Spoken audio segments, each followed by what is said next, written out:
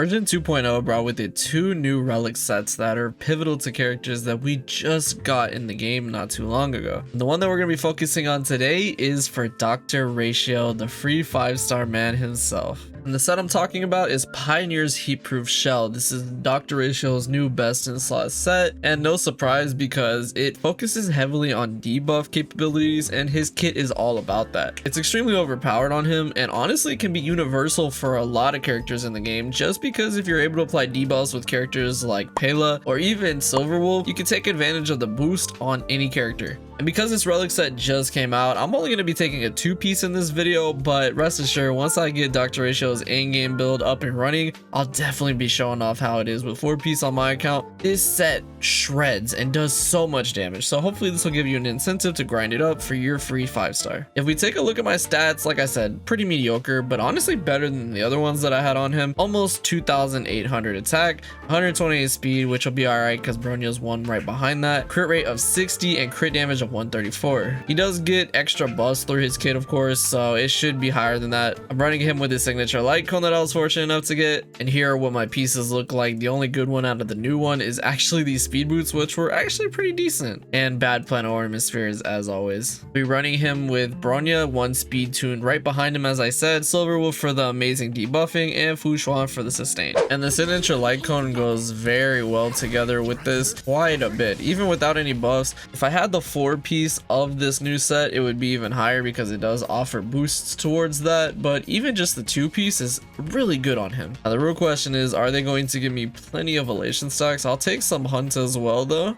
But yes, there we go. We need to get as much elation as possible. Are they going to give me... Oh, okay, we already got the resonance. We haven't even left the first domain. That's always a great sign. So Silverwolf's here too to go ahead and apply that weakness onto them.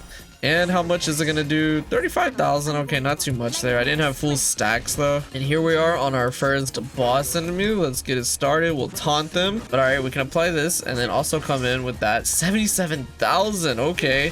Then once again, another attack, another 77,000, 150 right there pretty much. And then I can attack once again. 88,000. Then I can use Bronya to come in again. Like, this is the beauty of Dr. Ratio. This is where he really shines. It's insane how much he's able to do like that. Like, Dr. Ratio might not be an all-in-one damage number kind of guy, but being able to have multiple chances to attack is just so great. And one thing I love about Dr. Ratio is, like, for certain instances like this, right, this thing has its shield up, but because I'm coming in with a follow-up attack, it honestly doesn't matter.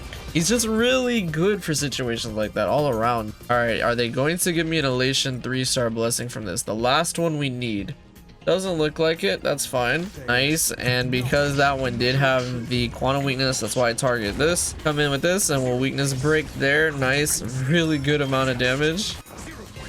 And it is dead before it really even got to attack. The only thing I wish is that it did break the weakness a little more. Like, even with Ron May, I feel like Dr. Ratio doesn't break the weakness too much, which I guess makes sense because he's able to attack so many times. It would be kind of OP if he wasn't. It is dead. That was, oh my gosh, it's so easy. And we're on to our last elite enemy right before we move on to the final boss fight. Unfortunately, we did not get the weakness on there, but that's fine. I'm sure that this is going to be extremely easy. 120,000 on the ult, 134 on the follow-up. Come in again after that with this follow-up. Nice. And then one more. And I think we still have, yeah, we still have an extra stack on him from the ult. Oh my gosh.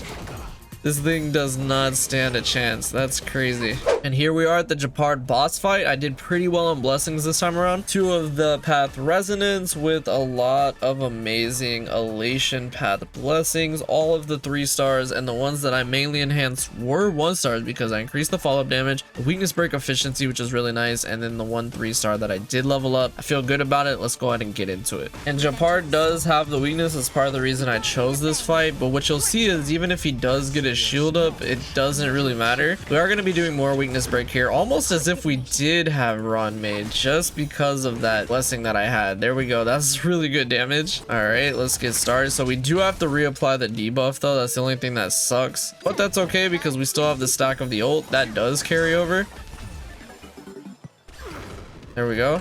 All right, so this is what I'm talking about. Yes, he has his shield up, and you would think that sucks, but it honestly doesn't, especially if I have Dr. Ratio's ult. So since Dr. Ratio is a character that can continuously attack over and over, making quick work of that barrier is just so simple.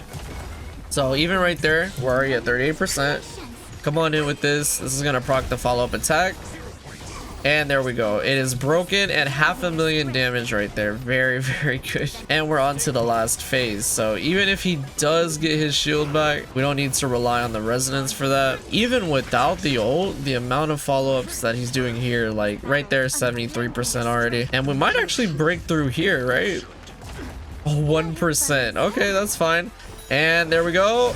And he's dead. 673,000 right there with the weakness break. And there we have it. That is Dr. Ratio with the new Relic set. Only a 2-piece and a mediocre build, as I've said, is just as great. Like, once you get a 4-piece on this guy with really decent stats and a good debuff character, you don't even need Silver Wolf. Someone like Palo would be just as great. As you can see, the potential for that with this character is insane. So hopefully this has prompted you to want to go and farm this set, because I honestly think it's one of the best sets in the game now, just because of the universal. You can use it on a lot of characters, but you do need to make sure that you have the debuffs up. Yeah, I hope y'all enjoyed this. Thank you so much for watching, and I will see you all in the next video.